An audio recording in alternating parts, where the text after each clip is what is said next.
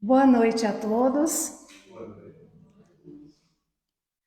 É sempre uma alegria nos reunirmos em nossa casa de oração, de acolhimento, e mais uma oportunidade que Deus, o nosso Pai, nos oferece de aqui estarmos neste mundo físico.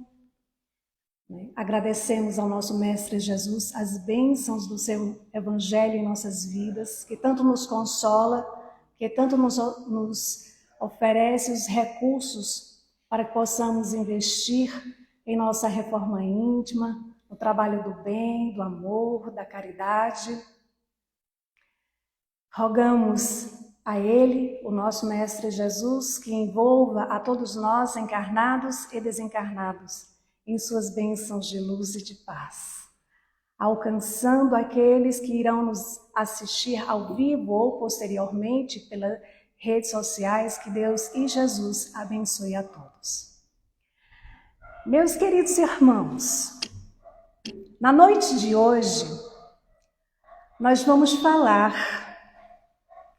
sobre a fé, onde nós vamos refletir sobre o porquê a fé ela é colocada em o Evangelho segundo o Espiritismo, no capítulo 19, item 11, pelo Espírito José, como a mãe da esperança e da caridade.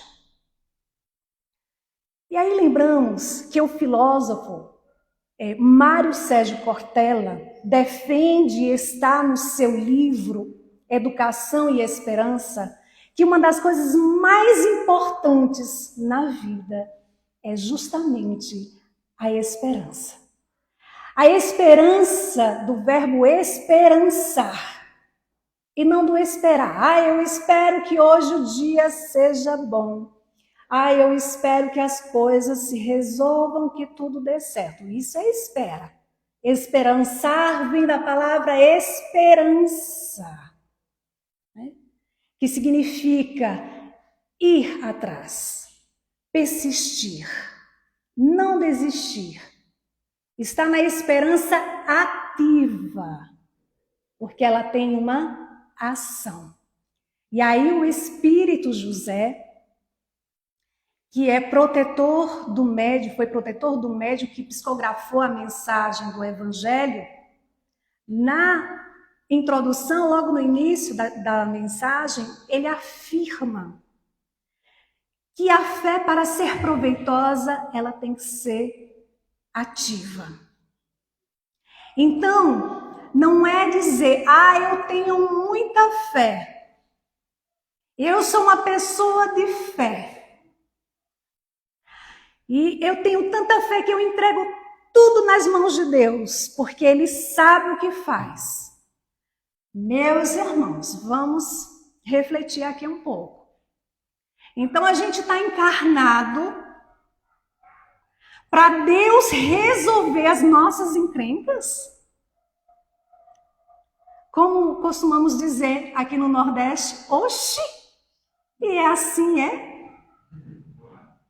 Se Deus nos impõe a encarnação e está em O Livro dos Espíritos, questão 132, quando Kardec pergunta qual o objetivo da encarnação, e os benfeitores respondem: Deus impõe a encarnação com o objetivo de fazê-lo chegar à perfeição.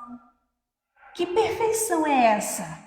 A nossa felicidade, que é quando o espírito ele alcança uma evolução que lhe permite viver em mundos mais felizes, em mundos superiores. Então ele deixa de encarnar no mundo material, a não ser por uma missão.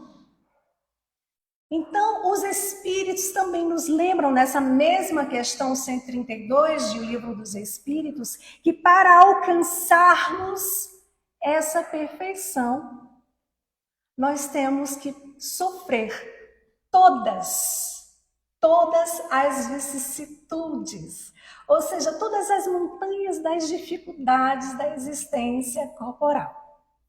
Significa dizer que precisamos lembrar o objetivo de estarmos encarnados e lembrar também que Deus, o nosso Pai, que nos ama infinitamente, Ele nos oferece o livre arbítrio, justamente para fazermos as nossas escolhas.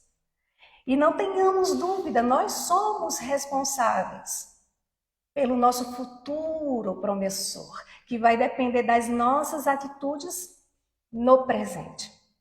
Então, assim sendo, não resolve ficar dizendo, eu sonho com dias melhores. Ai, como eu tenho fé. Eu vivo sonhando, eu não vejo a hora das coisas acontecerem. Ai, como eu sonho. Vai ficar sonhando. Porque ter fé não é sonhar. Ter fé é confiar em Deus, o nosso Pai, e trabalhar para alcançar. Lembremos do Espírito José, quando ele deixa muito claro ao dizer que a fé, para ser proveitosa, ela tem que ser o quê? Ativa. Ela tem que ser ativa. O apóstolo Paulo, em suas cartas aos Romanos, capítulo 14, versículo 22, ele faz uma pequena pergunta para refletirmos. Ele diz assim: tens fé? Tenha em ti mesmo diante de Deus. E aí Emmanuel, no livro Caminho, Verdade e Vida, no capítulo 14, que recebe o título Tens fé? Essa pergunta, ele ali, acerca desse versículo, ele vai fazer os seus comentários, como sempre, de forma extraordinária. E ele deixa muito claro, nos esclarecendo, quando diz: na esfera de cada criatura, Deus pode tudo. Deus pode tudo. Não dispensa, porém, o nosso Pai, que nos criou. Ele não dispensa a nossa cooperação, a nossa vontade. Ele não dispensa a nossa confiança para realizarmos. Então, Deus nos oferece todos os recursos para investirmos na nossa fé ativa, para buscarmos os melhores meios de avançarmos nesse processo evolutivo. Vamos refletir. Um pai oferece todas as possibilidades para o filho. O filho cresce. Tem tudo. Não precisou trabalhar. Tudo que ele tem, o pai deu. Não moveu uma palha sequer. Qual é o mérito desse filho?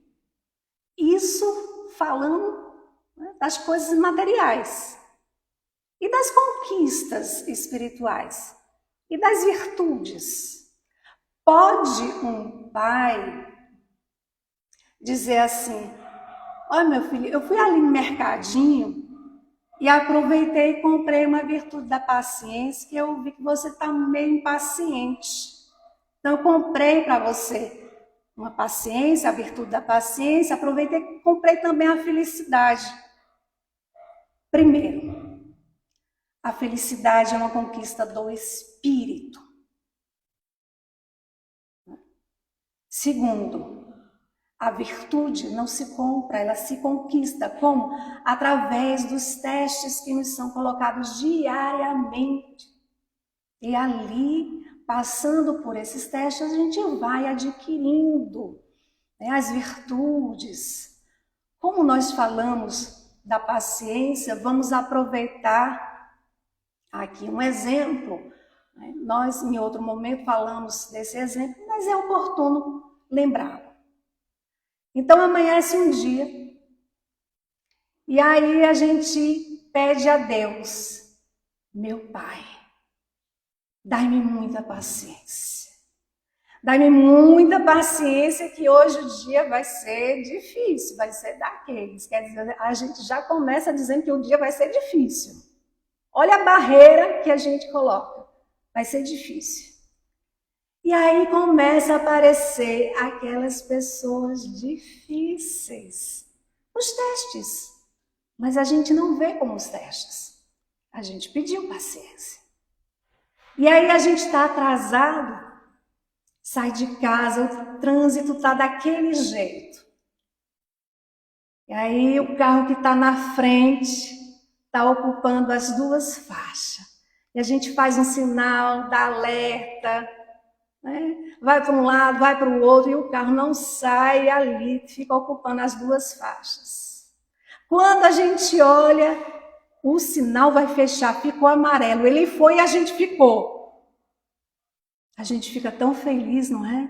A gente diz assim, nossa, obrigada, meu irmão, vai com Deus, que Deus te abençoe. É assim que a gente faz? Não, né? E aí o que acontece? No final do dia, a gente já está entregando tudo a Deus. Resolve aí, meu pai, porque eu não dou conta. Fulano tirou minha paciência. Tirou coisa alguma. Sabe por que não tirou? Porque não se tira a paciência quando não a tem. Não se tira qualquer outra virtude quando não a tem. Fulano tirou minha felicidade, eu era muito feliz. E ele me deixou e agora eu sou infeliz. Emmanuel costumava dizer a Chico que só se desilude aquele que um dia se iludiu. Né? Então, a felicidade a gente não compra. A felicidade não está no outro, nas coisas. A felicidade é uma conquista do espírito. Então, Deus, que nos conhece, que nos sonda, como lembra o Salmo de Davi, de longe percebe os nossos pensamentos, Ele sabe que podemos alcançar a nossa felicidade. Ele sabe que podemos chegar à perfeição. Ele sabe que um dia podemos ser anjos, como diz uma música, uma letra de uma música no movimento espírita, vocês não se preocupem, eu não vou cantar. Mas ela diz assim, um dia todos nós seremos anjos, vamos trabalhar, vamos acreditar.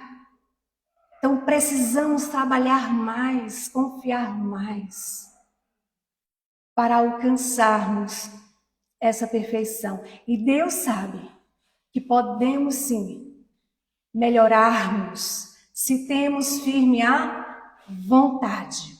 Se temos firme a vontade. Emmanuel, ainda no livro Caminho, Verdade e Vida, no capítulo 14, ele nos lembra, dizendo assim, se Deus confia em ti para alguma coisa, deves confiar em ti mesmo diante dele. Deves confiar em ti mesmo diante dele. Então, se temos a vontade firme de melhorar, devemos confiar em nós mesmos, na certeza que as forças do bem vão nos ajudar, nos amparar para conseguirmos. Quando André Luiz, ele chega para Clarencio e diz assim, eu quero ver os meus filhos, eu quero ver a minha casa, eu quero ver a minha mulher. E aí, perceberam o pronome possessivo? Minha casa, minha mulher. E aí o benfeitor Clarencio, de uma forma muito caridosa, diz assim, olha, André, é melhor você esperar um pouquinho. Por que ele diz isso? Porque a viúva, né, a ex-esposa de André Luiz, tinha casado, só que ele não sabia. E aí ele insiste, Mas eu preciso ajudar, eles precisam de mim. Eu preciso auxiliar eles. E Clarencio diz assim: André, aprenda uma coisa. Para auxiliar, nós precisamos de ajuda. E para conquistar ajuda, nós precisamos espalhar. Nós precisamos conquistar simpatia. Como é que se conquista simpatia? Benevolência para com todos. André não tinha entendido. E ele vai procurar trabalho. Ele achava que ele poderia trabalhar como médico no plano espiritual. Só que ele não sabia que ele não tinha conhecimento para trabalhar como médico no plano espiritual. E aí ele vai atrás de Clarencio de novo. Clarencio estava atendendo a muitos, de 2 em 2. E ele chega até Clarencio e diz: Clarencio, eu preciso falar com você. Aí ele olha assim: os outros estão esperando, André. Eles também precisam. E aí a primeira lição: era necessário aprender a esperar. Quando chega a vez dele, ele vai com uma senhora que colocava muita dificuldade em tudo que arrumava um trabalho para ela, ela voltava reclamando. Todo o trabalho que ela arrumava não dava certo, ela colocava dificuldade em tudo. Clarencio, já sabendo disso, disse: minha irmã, você agora vai ficar em repouso. Não vai ter a companhia de ninguém. Vai ficar só com você. Por quê? Porque ele sabia que quando ela despertasse, ela ia compreender que na realidade o problema não estava no trabalho, o problema estava com quem? Com ela. E aí quando Clarencio pergunta a André tinha olhado assim, ficou constrangido. E você, André? Em que você quer trabalhar? Em qualquer coisa. Em qualquer coisa. E aí, Clarencio disse: você vai ajudar a enfermeira Narcisa. Clarencio não disse que ele iria trabalhar como médico. Clarencio não disse que ele iria ser enfermeiro, mas que ele iria ajudar a enfermeira Narcisa.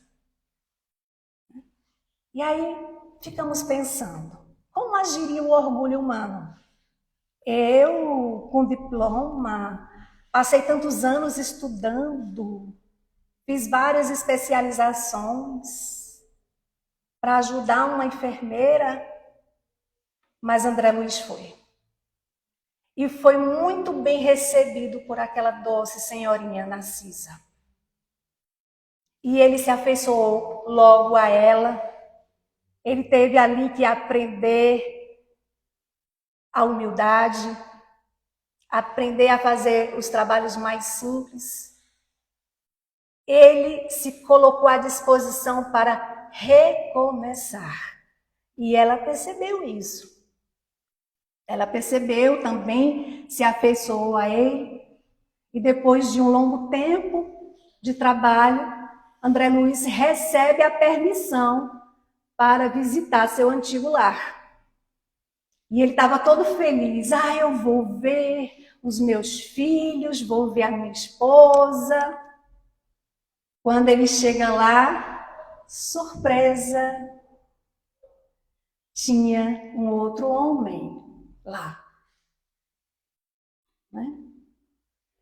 E este homem, esse novo marido de sua ex-esposa, estava muito doente. Ele estava precisando de quê? De ajuda. E André Luiz se desequilibra. Não tinha nada na casa que lembrasse dele, nenhuma foto. Quando uma das filhas toca no nome dele, a sua ex-esposa diz: não fale no nome do seu pai dentro dessa casa.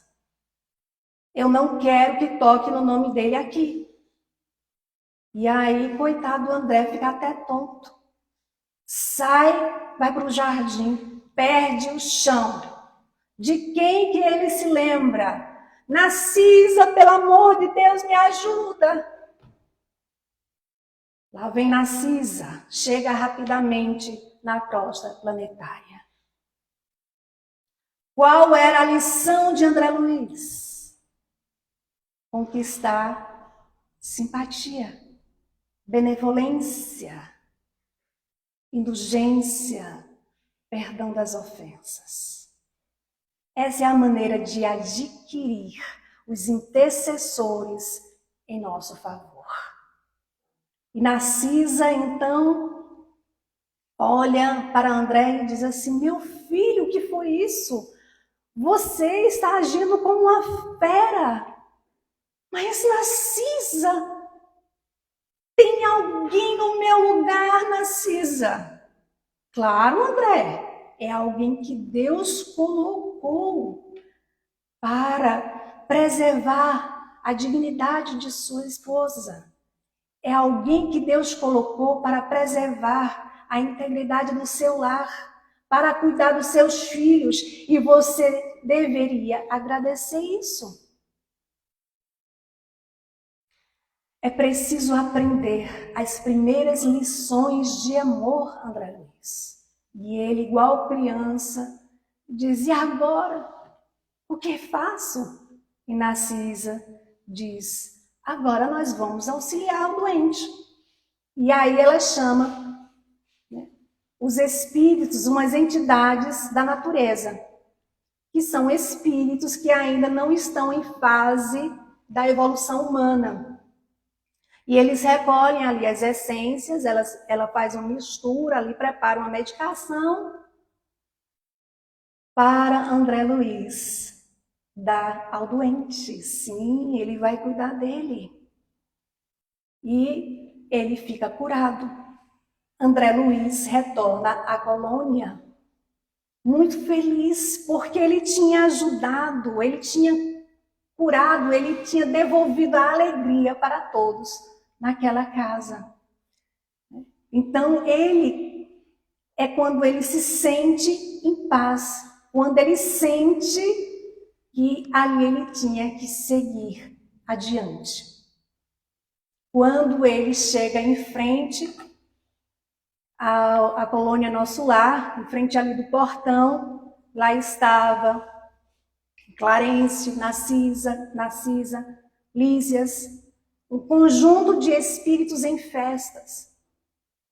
E aí Clarencio diz a ele: André Luiz, até agora você era um convidado do nosso lar. Mas você deu mostras de que você pode ser um habitante. E André Luiz passa a morar na colônia espiritual Nosso Lar. E ele abraça Narcisa, compreendendo o valor da intercessão, compreendendo o valor da caridade, compreendendo que à medida que ajudamos aos outros, a nós estamos ajudando. Então, a caridade é uma expressão concreta da fé.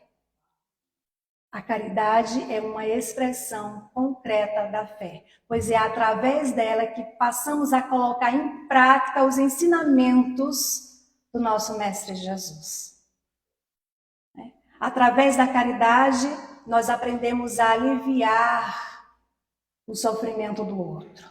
Nós aprendemos a diminuir a dor do outro. É através da caridade que podemos promover a igualdade, que podemos oferecer o apoio emocional, material. É através da caridade que podemos contribuir para um mundo melhor, mais justo, mais fraterno, mais harmonioso. Na questão 354 do livro O Consolador, Emmanuel afirma: ter fé é guardar no coração a luminosa certeza em Deus, Conseguir a fé é alcançar a possibilidade de não mais dizer eu creio, mas afirmar eu sei. Essa certeza, traduzindo essa certeza na assistência de Deus, ela exprime a confiança que sabe enfrentar todas as lutas da existência com a luz divina no coração. Então, a certeza de que, na realidade, meus irmãos, tudo está no seu devido lugar. Porque nós estamos no mundo de provas e expiações. O nosso Mestre Jesus nos lembrou e nos lembra falando aos nossos corações: no mundo tereis aflições. E aí ele faz um pedido a cada coração: tem de bom ânimo, eu venci o mundo. Como a nos dizer que podemos sim vencer o nosso mundo íntimo, vencer as nossas sombras, vencer as nossas dificuldades. Com fé, com confiança, trabalhando para alcançar, para vencer aquilo que ainda está em nós e que precisa ser reformado, transformado. Jesus também ele faz um convite ao nosso coração quando diz: vinde a mim, todos vós que estáis aflitos e sobrecarregados, e eu vos aliviarei. Tomai sobre vós o meu jugo e aprendei comigo, que sou brando e humilde de coração, e achareis repouso para as vossas almas, porque o meu jugo é suave e o meu fardo é leve. Está em o Evangelho de Mateus, capítulo 11, versículo 28, 29 e 30. Conseguir a fé, lembremos, é alcançar a possibilidade de não mais dizer eu creio, mas afirmar eu sei. Jó sabia. Jó tinha essa fé, essa certeza na assistência de Deus. E a sua história é uma das histórias mais antigas narradas na Bíblia, a história de Jó. Jó era considerado o homem mais rico da região. Ele possuía milhares de camelos, de ovelhas, centenas de bois, 500 jumentas, uma grande quantidade de escravos, de empregados, 7 filhos, homens, 3 filhas. Era considerado um homem muito bom, certo, temente a Deus, mas a sua fé foi sinceramente testada quando o mal o atingiu de diferentes formas. Num só dia, a sua propriedade foi invadida e saqueada. Os seus rebanhos foram roubados. Os seus empregados foram assassinados. Os seus filhos morreram quando a casa em que eles estavam caiu sobre eles, devido a um vento que veio. Jó se prostrou no chão e orou. Ele não se revoltou. Ele reconheceu que tudo que ele tinha havia sido dado por Deus. E ele achara por bem tirar tudo dele. Ele afirma a sua fé. Ele afirma e mostra a sua resignação à vontade do Pai.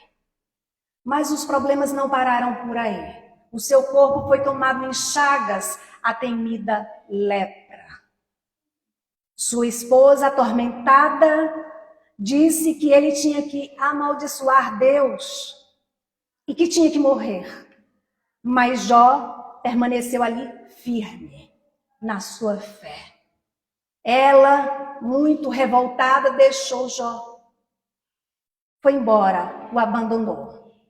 Sozinho, isolado, um dia foi visitado por 3 amigos que, ao invés de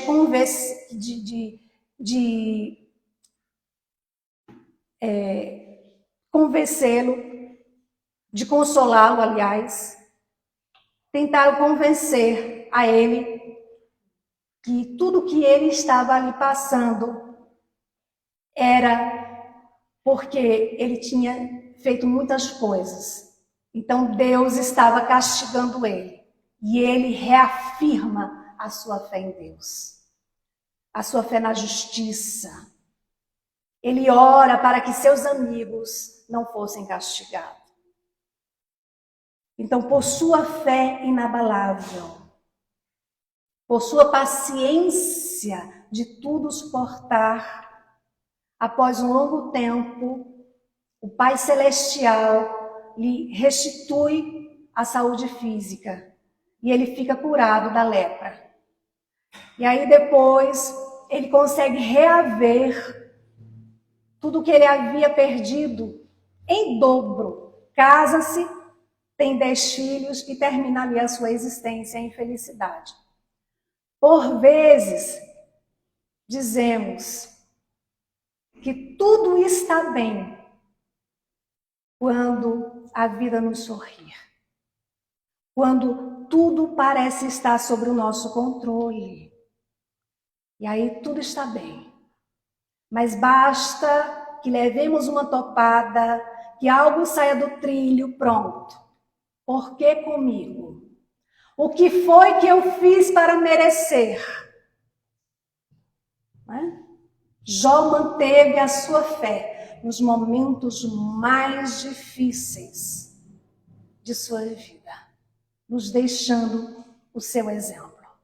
Kardec, em O Evangelho segundo o Espiritismo, também no capítulo 19, item 3, ele afirma: a fé sincera é sempre calma, faculta a paciência que sabe esperar. Também, no mesmo capítulo, no item 7, Kardec vai nos lembrar que a fé inabalável só é a que pode encarar de frente a razão em todas as épocas da humanidade. Há duas histórias muito antigas que o espírito Valério contou a Chico Xavier.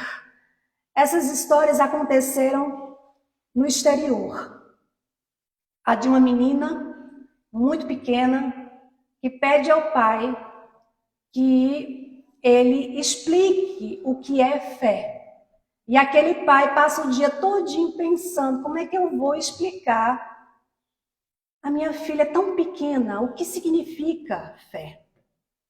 E aí ele teve uma ideia. Ele foi para o porão da casa e apagou a luz. Ele chama a sua filha. Ela estava na parte de cima da casa e ele pergunta: minha filha, você pode me ver? Não, papai. Você pode me ouvir? Sim, papai. Então pense que eu estou aqui embaixo e se jogue. Porque aqui embaixo eu vou segurar você. E a menina não pensa duas vezes e se joga. O pai ampara a sua filha no colo, acende uma pequena luz do porão e disse: tá vendo, minha filha? Isso é fé. Então a fé é não temer os abismos, na certeza que as forças do bem irão nos amparar, irão nos sustentar, irão nos segurar. Na Epístola aos Hebreus, capítulo 11, versículo 1, o apóstolo Paulo, ele afirma que a fé é a certeza daquilo que esperamos e a prova das coisas que não vemos. Veja que coisa linda. A fé é a certeza daquilo que esperamos e a certeza e a prova das coisas que não vemos. Valério também contou a Chico sobre um homem que vivia sozinho e estava muito revoltado com a vida. Estava muito revoltado porque não conseguia nada melhor, só conseguia comprar batatas para comer. E um dia ele se revoltou e disse: eu vou embora. Eu não aguento mais essa situação. E aí ele decidiu e foi embora. Fechou a porta de sua casa, entregou a chave ao vizinho e saiu à procura de algo melhor. Não encontrou nada. Depois de 2 anos, ele retorna e vê que a sua casa, muito humilde, estava toda acabada. Pega a chave. Quando ele se aproxima da porta da casa, ele ouve um choro vindo do porão. Ele nunca ia ali no porão, a não ser para jogar coisas através da janela. E aí, quando ele se aproxima, ele vê um homem chorando muito.